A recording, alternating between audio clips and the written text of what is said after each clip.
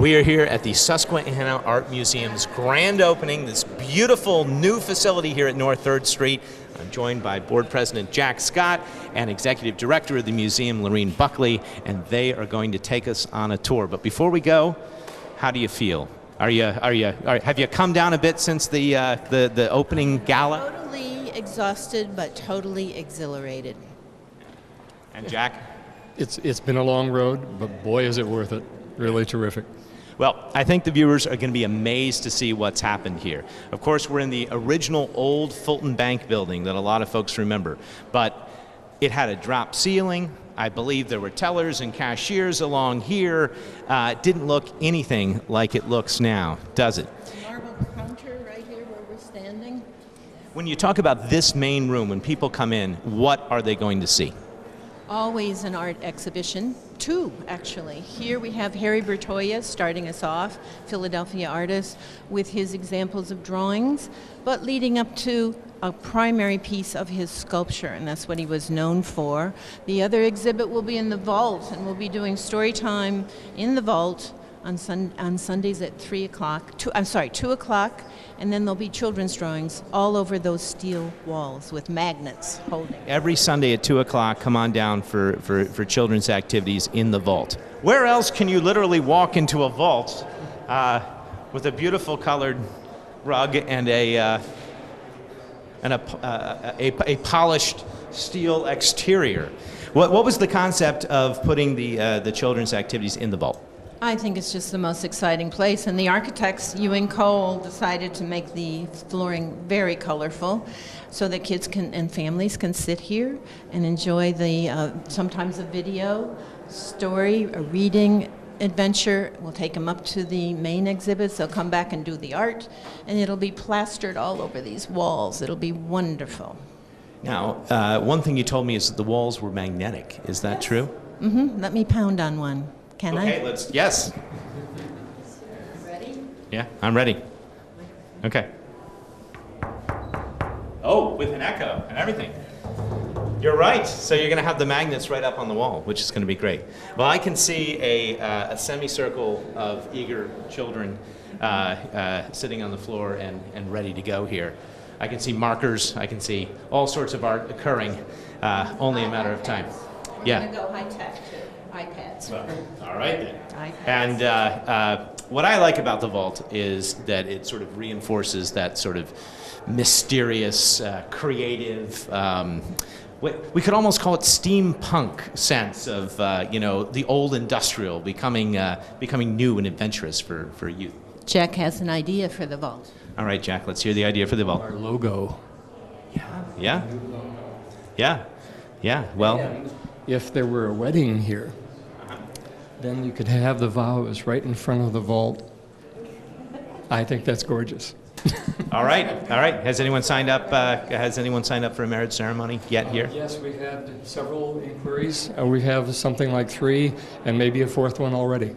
Okay. Well, one exciting thing about marriage is we can perform ceremonies. So if you need anyone to help, I am available. Okay. We're also talking about overnights in the museum, aka that movie, Night at the Museum. Oh, Night at the Museum, and also the mixed up files of Lincoln Thaler. Yes, exactly. That was one of my favorite books when I was.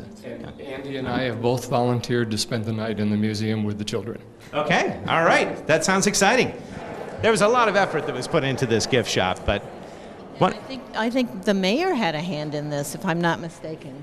well, I did delight in selecting some of the books, and I think they're very colorful, but they're themed to the exhibit. So as the exhibits change, so will the books. So when we have a exhibit on quilts or on architecture, you'll see different types of books. But leaving the books aside, you've got some amazing prints from Robinson's. I know you're planning to have catering from Yellowbird. Why was it important to sort of partner with local businesses here? It was absolutely crucial. Otherwise, we have to create inventory from scratch. This way, we have it on consignment. We have a contract, and we can perform. I mean, we can start Friday evening on the 6 to 9 public opening of the exhibitions. We will have a shop and we can sell memberships, and we can sell admissions. All right, let's go right to the memberships. Jack, when we had the grand opening the other night, you mentioned at the $100 level, you could get a reciprocating membership with scores of other museums. Can you talk about that a little bit?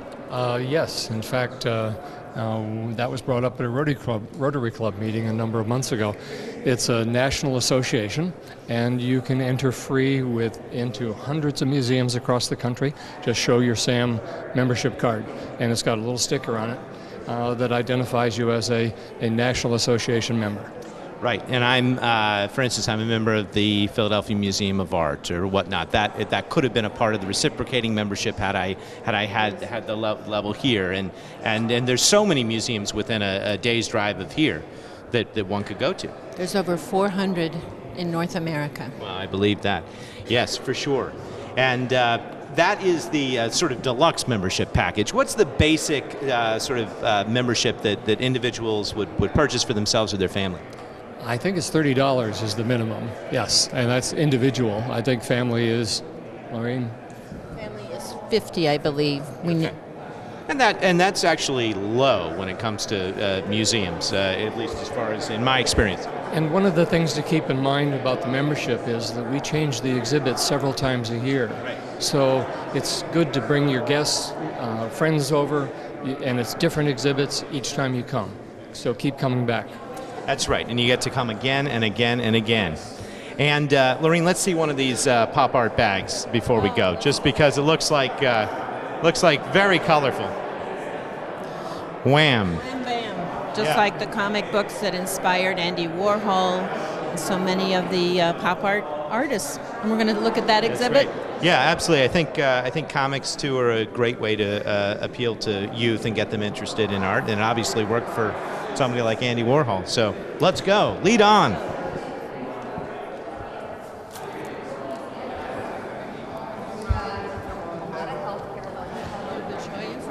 Sure. Yeah. What do we have here? It's beautiful.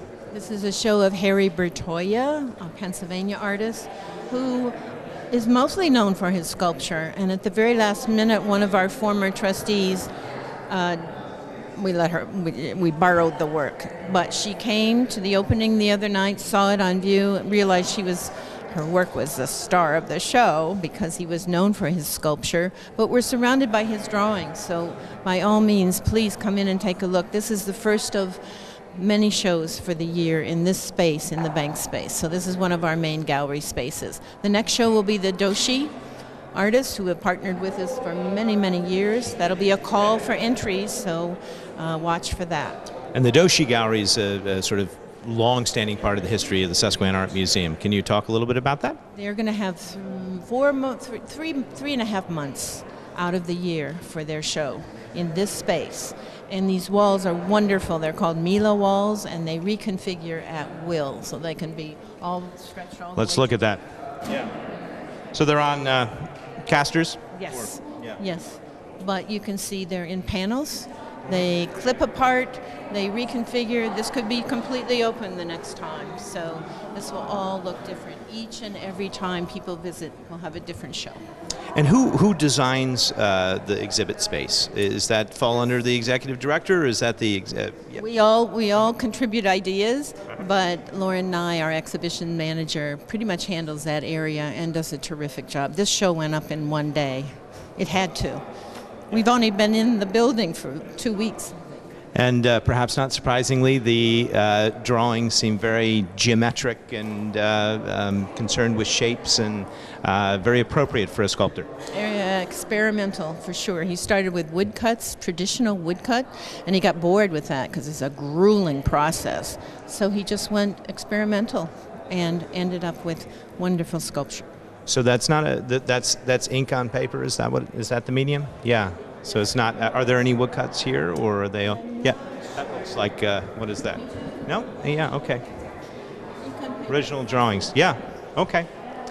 Well, we will continue to follow. So this exhibit will always change and always be right in the main lobby when you walk in the door of the museum. 4 times a year, on average.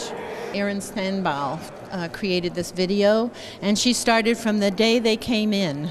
And so we have shots all the way up to the finishing of the museum There's our signage, which only went up about, what, 3 weeks ago, maybe? I love the signage when it came up, but you're right, it's very recent. Backlit at night, so wonderful. And this also will be the place that temporarily we're going to mention our founders. It's a whole list of those. Oh, look, if you can catch that, you can see the before picture, Mark, as well. It was, you can see the old teller stations and the drop ceiling. And if you compare that, if we go up with the camera and people see how expansive and large and all that hidden behind a drop ceiling, who does that? Why do they do that? I suspect that the original purpose was environmental. With the large windows, it would probably be either very hot or very cold in this room.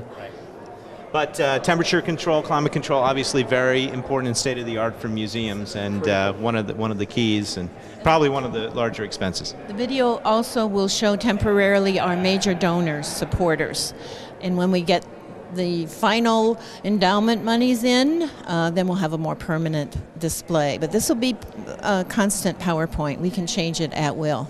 That's wonderful. As new people contribute. I love the construction photos. That's really neat. It is. Yeah.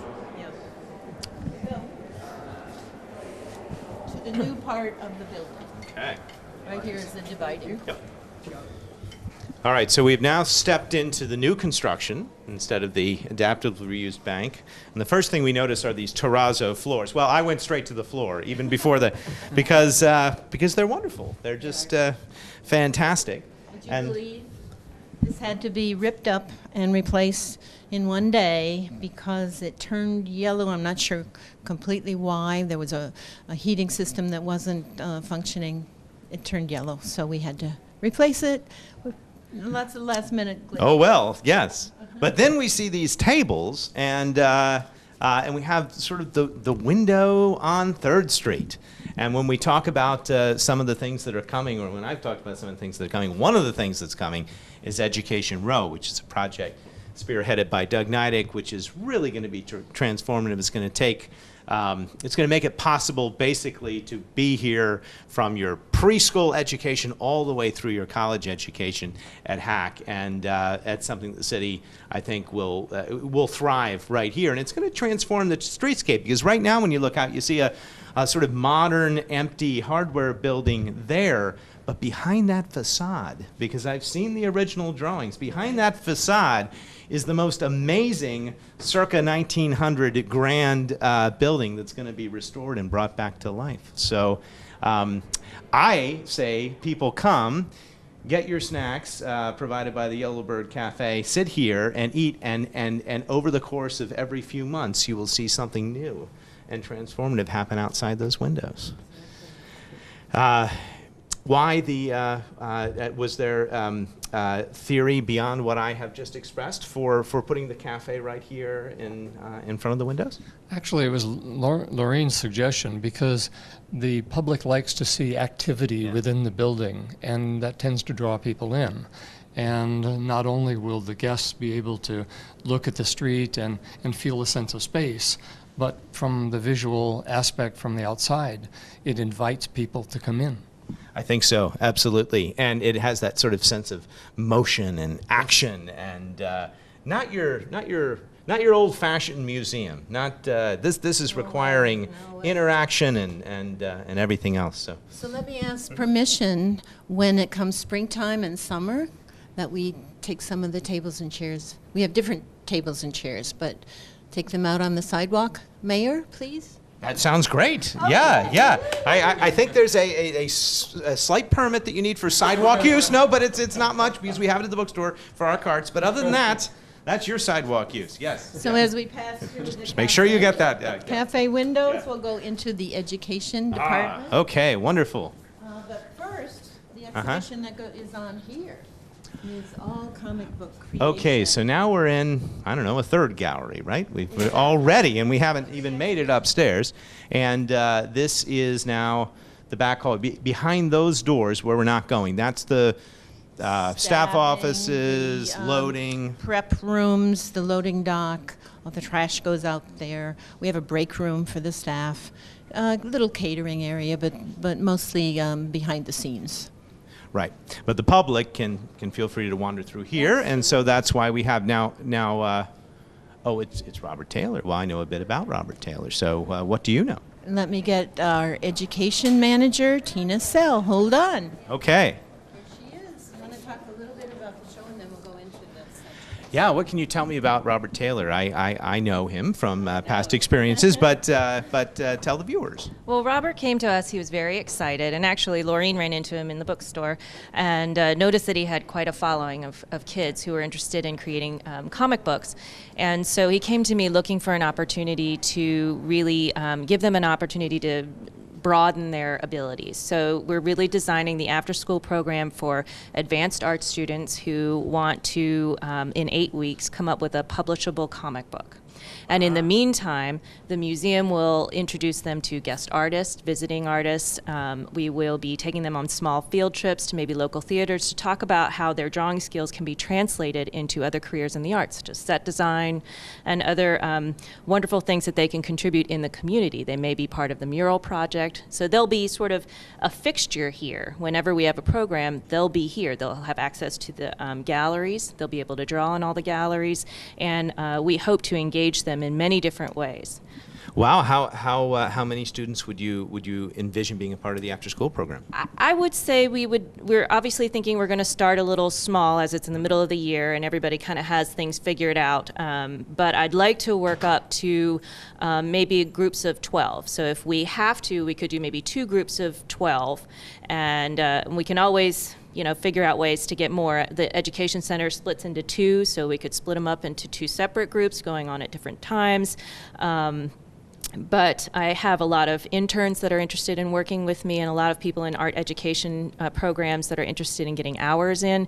So I foresee lots of opportunities. If we have lots of people responding to our programs, that's a good problem to have. Oh, that's the best problem to have. So if folks are watching at home, if mom and dad has a son or a daughter that loves to draw, loves comic books, wants to get involved, wants to find out more about the after school programs, what's the process? How do you get involved? As soon as our website is online, they will be able to reach us through that. But until then, they can go ahead and email me, Tina Sell, at tsell@squart.org.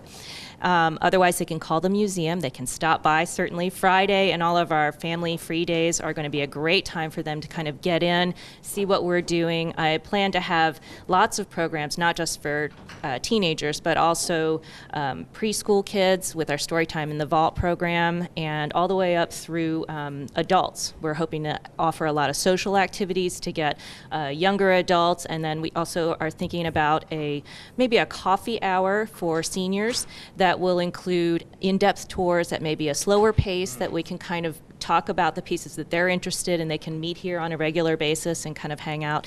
The point is that this should be a place that people consider part of their home. And they should be just as comfortable walking in here as they do in your bookstore, anywhere else, and be able to hang out here all day, talk with each other, connect with each other, because in the end, that's what it's about. It's opening yourself to art and knowing a little bit more about yourself so that you can become closer to somebody else. I couldn't agree more. And it's such a wonderful place to come and hang out and experience things. Let's go see the education room itself. So this is our Wow. space. It can be split into 2 sections here with our sort of accordion doors. We're outfitted with 1 TV here and the potential for a second over here. I envision our school trips and school visits. They could come in here. I've kind of designed a program so that perhaps a school visit could be tacked on to another Capitol visit. Like you could see the Capitol, you could see the State Museum. Come here, we're set up, they could eat their lunches in here.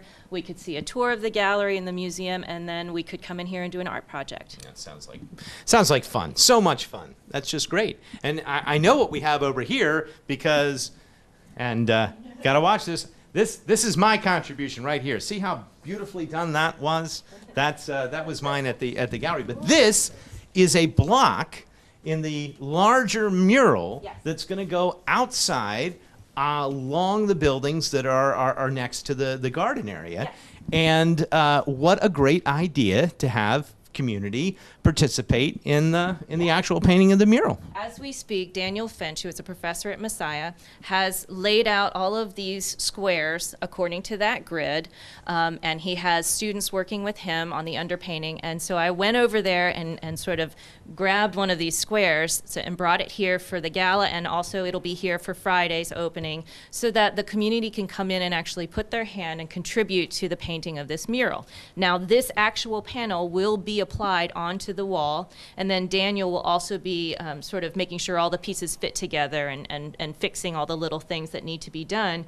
But what I would like to do is have this grid online on our website, so that when you hover over a certain square, you'll see your signature. And so you can see, the community can come and visit and say, hey, I did that square, and they'll sort of hover over it, and their names will appear there, and they will always be able to see who was in charge of what little red or black or That's so neat, and I really appreciate the way that you organized the whole mural selection process, and you got community involvement, and there was a lot of discussion and many fine entries, and this is just beautiful. It's going to be a great addition. There's lots of ways to have the community be involved with public art, and those ways are always growing and changing. And I think having the community really ask themselves how this mural is going to affect their daily life is really something that's important to get them thinking about public art.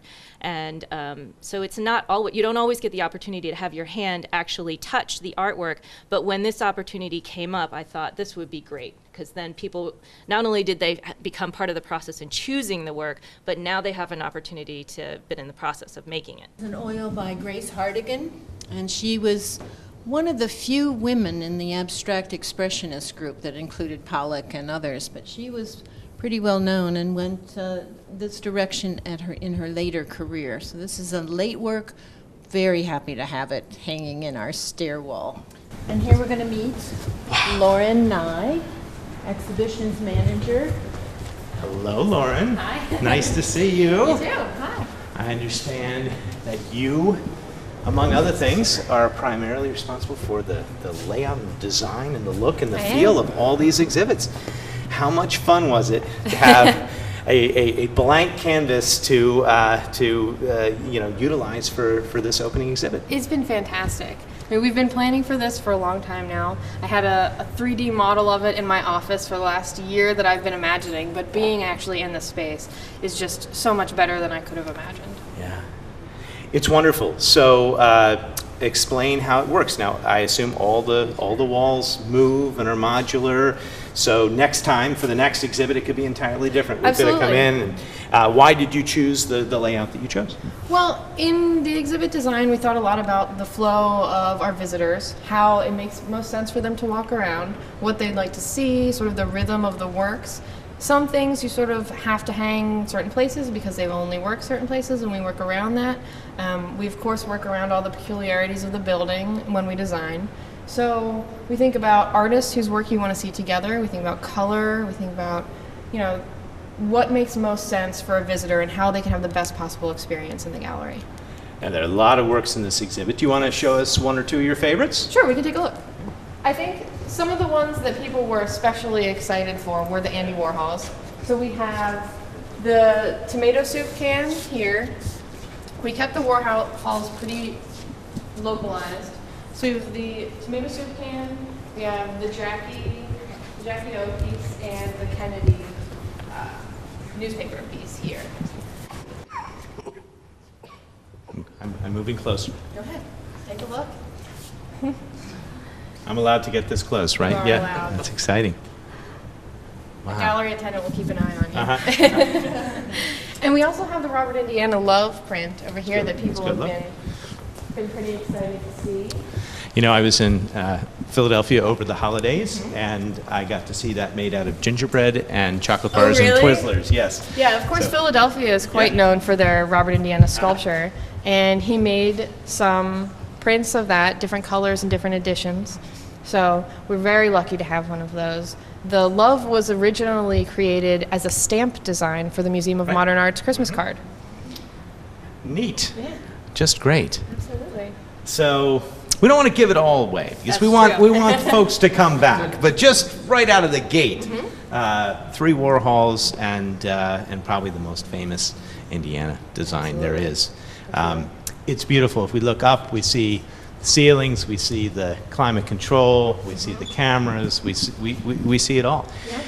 Now, don't give anything away that you don't want to give away. Okay. But I'm sure you've already thought of this, and I know we've got other exhibits planned for this year. But long term, as we look ahead, are there certain works or certain things that you really want to bring to the Susquehanna Art Museum? We have been planning about 2 years out for exhibits. So some things that I'm really excited for, we're planning a environmental sculptural installation next year that's exciting. Our next exhibit will be children's picture book illustration, and we have some Faith Ringgold works. I mean, she's one of the best known female artists in the United States and has been for decades. So being able to work with some of her pieces, not just illustrations, but also one of her tar beach quilts, has been amazing. That's going to be so much fun. Yeah, well, we'll absolutely. be back for those. Any final words or Mention comments? the timeline in progress. Oh, sure. Well, the exhibit as you see it now isn't completely finished. We have some final touches to do. So on this wall where you sort of see this blank space, we'll be having a timeline of political, art historical, and pop culture timeline from 1953 to 1970. That's a good idea. Yeah. So it gives it a little bit of context. You can Contextualize, right. see the years that the works were made and then reference back in the timeline and see what was happening in that time. We're including imagery from newspapers, advertisements, musical performances, and things like that. So I think it'll give it some nice context. You can learn about the time period, and then you can see the artwork that was created as directly referencing what was happening in news and pop culture at the time. It's just wonderful. Maybe we could wrap it up with our new manager of venue space rentals. All right. Also marketing. That sounds Dan Bovee. fantastic. Well, we've talked. Hello, it's good to see you, and we're gonna get together because what we all do, especially here in the Midtown area, to help come together and jointly market this amazingly exciting urban environment is really important. But let's talk about some of the specific marketing initiatives that the museum has.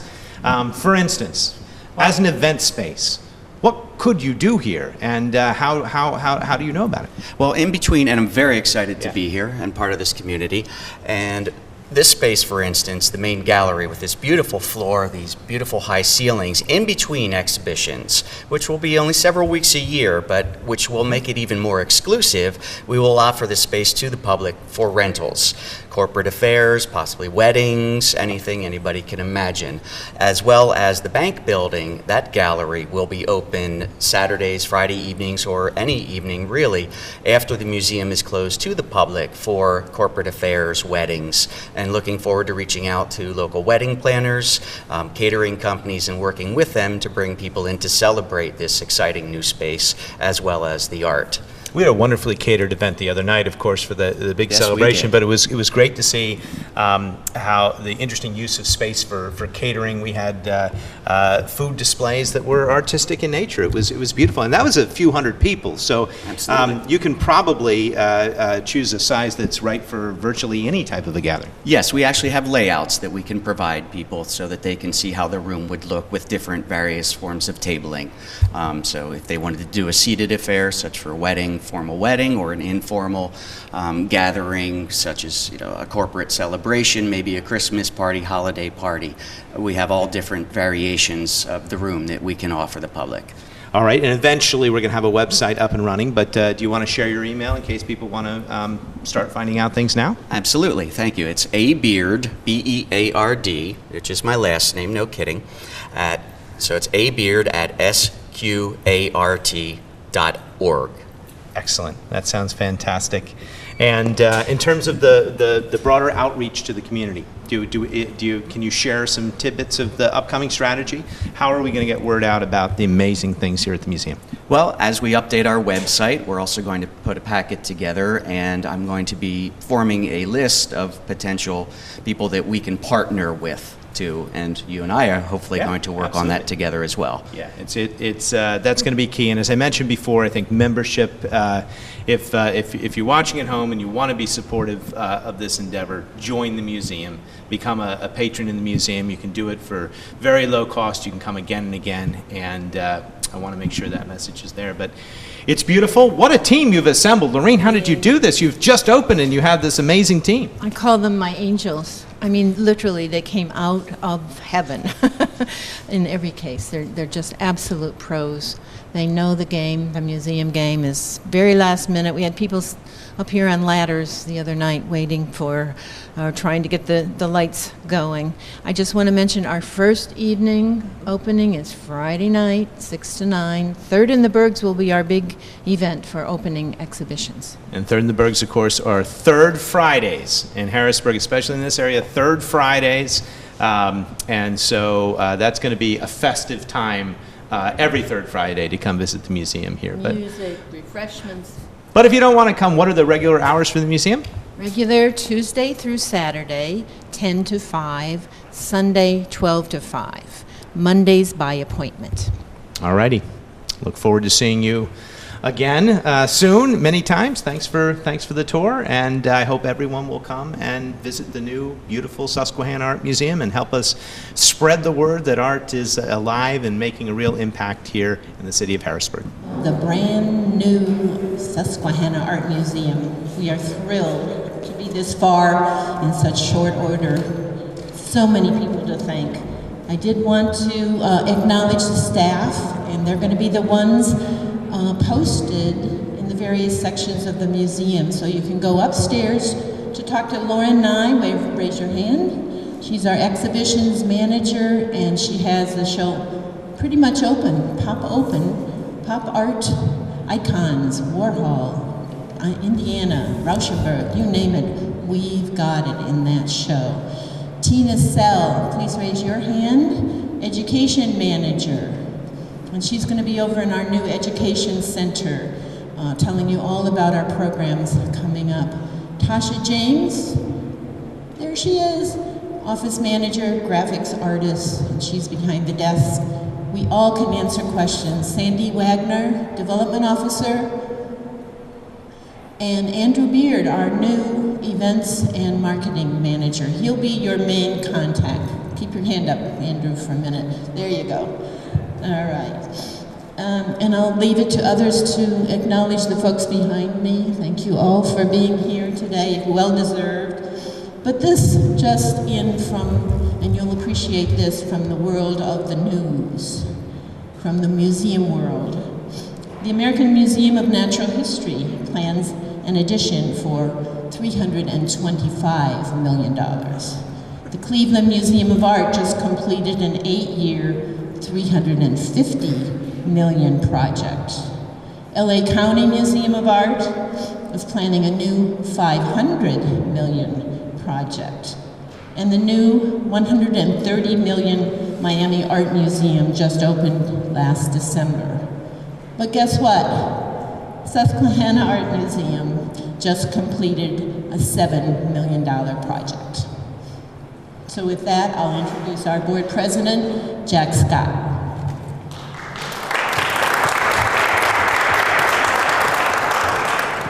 Thank you, Lorraine. It has been my pleasure to be the board president for the Susquehanna Art Museum during this extremely exciting time. This ribbon cutting for Sam's new home is a tribute to the hundreds of supporters over Sam's 25-year history that have made this all possible. This includes our founders, our members, donors, artists, volunteers, interns, board members, and staff. Our objective has been, and always will be, to bring great works of art to the people of Central Pennsylvania. This building now provides Sam with a great exhibit hall and a large center for art education to augment our ongoing Van Gogh program that serves the schools across Pennsylvania. Continued support of Sam will enable future generations of our community to enjoy the inspiration of art. Now I would like to introduce our board member and construction committee chairman, Andy Giorgione, who has led us through the design and construction of this beautiful museum. Thank you.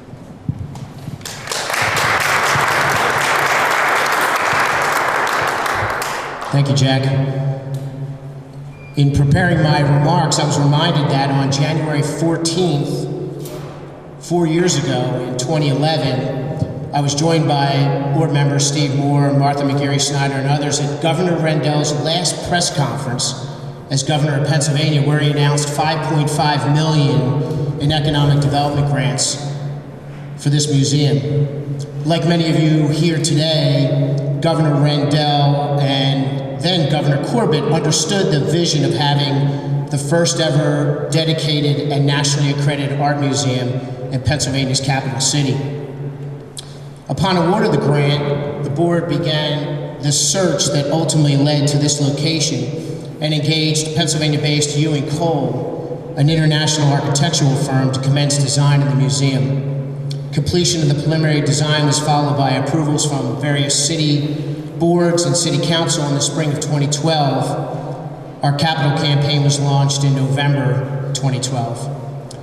Once the matching funds were raised, Sam hired an executive director, went through design modifications to meet our budget, shortlisted construction bidders, and ultimately on January 31st, 2014, issued bid designs and construction documents for this 20,000 square foot museum with the goal of opening April 2015. Yet here we stand, less than 1 year later, months earlier than expected and on budget, opening the museum to the public.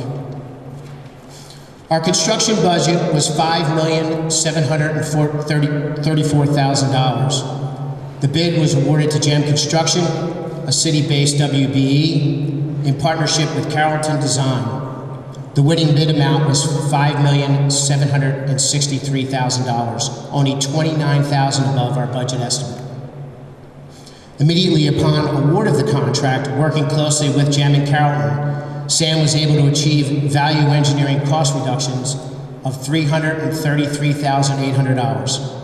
Further, during construction, GEM and Carrollton were able to achieve additional construction savings of $100,000.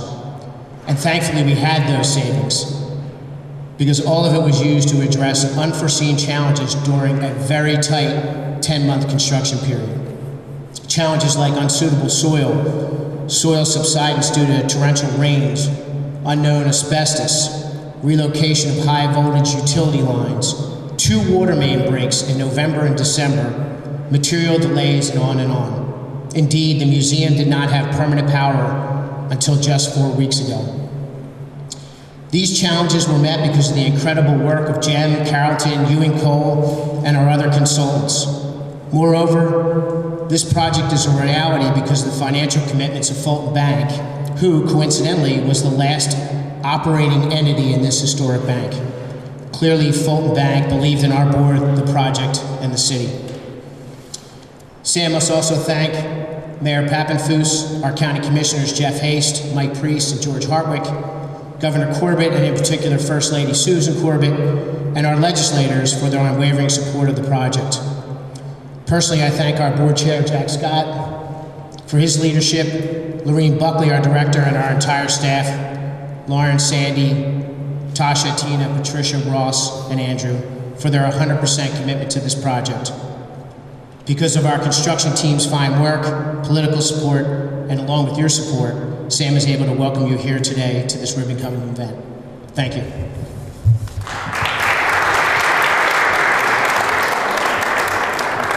I get the pleasure of introducing the mayor. I might have different comments for that. Mayor, thank you for being here. Thank you, Andy. Wow! All right, look around you. Look in the rafters, look up high, look all around, and be sure to walk around later today. This is a beautiful project which I think has exceeded everyone's expectations. You know, it was only about 15 years ago when I was wandering these streets here on North 3rd Street looking for a potential home for a little bookstore that I had planned. There was no hack, there was no campus square, there was no plan for a new Fulton branch just 1 block up. The neighborhood lacked vision, but the Midtown Cinema was here. And it had started a creative spark that was getting people to look at the architecture here and see things differently. When we looked at the little building, which is now Startup Harrisburg, DEP was using it for rock storage. It was literally filled with geological rock samples. We saw beyond that. We opened a bookstore, and every year since then, more and more investment has happened in this neighborhood. And this museum represents the ability to see the possible and not be limited by conventional expectations. I don't think when it was first proposed, anyone imagined that it was going to be as beautiful and as expansive and as transformative a project as it is today. And I said this the other night, but economic development, true economic development projects should have a ripple effect in the community, and we're already seeing it with this museum. It won't be long before you're going to see a U-Grow preschool across the street. It won't be long before the Millworks is going to open, actually in March, just a couple blocks that way, with an amazing renovation of a historic factory building that had also languished for years. Those projects are here because of this museum, and that ripple effect is going to continue and continue and continue, and it's exactly what we need in Harrisburg. Now, there would be no ribbon cutting occasion without a proclamation, so we're going to make this a little bit more official. I want to tell you a little bit about the museum's history. Whereas the Susquehanna Art Museum exhibits nationally and internationally recognized artists to educate, inspire, and foster creative exploration, collaboration, and public engagement. And whereas the Susquehanna Art Museum strives to be a cultural anchor for the central Pennsylvania community, providing, innovating, relative, engaging exhibits and experiences for members and visitors of all ages that excite, inspire, and stimulate lifelong learning, while also promoting economic development and tourism in our city, region, and state. And whereas the Susquehanna Art Museum celebrates its official reopening with a new state-of-the-art facility featuring 4 art galleries and multiple educational classrooms, and I have to say the educational classrooms are state-of-the-art and phenomenal, and a large part about what we're doing here. And whereas the Susquehanna Art Museum's new home is restored in this 1916 Greek Revival Keystone Trust Company building and the contemporary 2-story addition designed by the architectural firm of Ewing Cole. And whereas the reopening of the Susquehanna Art Museum is celebrated with the exhibition Pop Open, Icons of Pop Art from Niagara University. And whereas this museum is a vital asset for the community for both its economic development and civic pride, now therefore be it proclaimed that I, Eric Papenfuss, Mayor of the City of Harrisburg, do hereby this day dedicate today as Susquehanna Art Museum Grand Opening Day. Congratulations to all of you who dreamed that this day would one day come.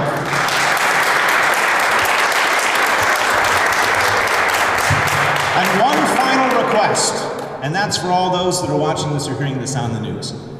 Join the museum. Museums need patrons, they need sponsors, they need supporters. Join the museum. If you join this museum, you can also get reciprocal membership at scores of other museums throughout the nation. That's the way to be supportive. There's a membership goal here of 2,000 members. The museum is well on its way, but we need everybody to come, become a member, come back again and again, and support the Susquehanna Art Museum here. So with that, we are going to distribute the scissors and cut the ribbon. Come. Taking one? Okay. Scissors. Pass them out. You're going to have to, okay, everyone, scissors. Yep. Everyone? Okay.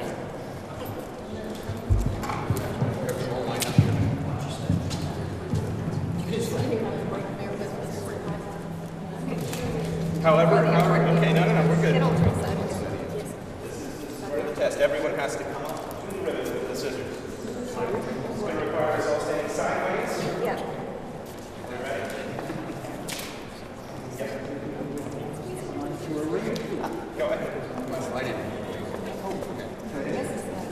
Oh, stab me, Mackenzie. Is everybody in place? All right. We are gonna count down from 3. Are we ready? 3, 2, 1.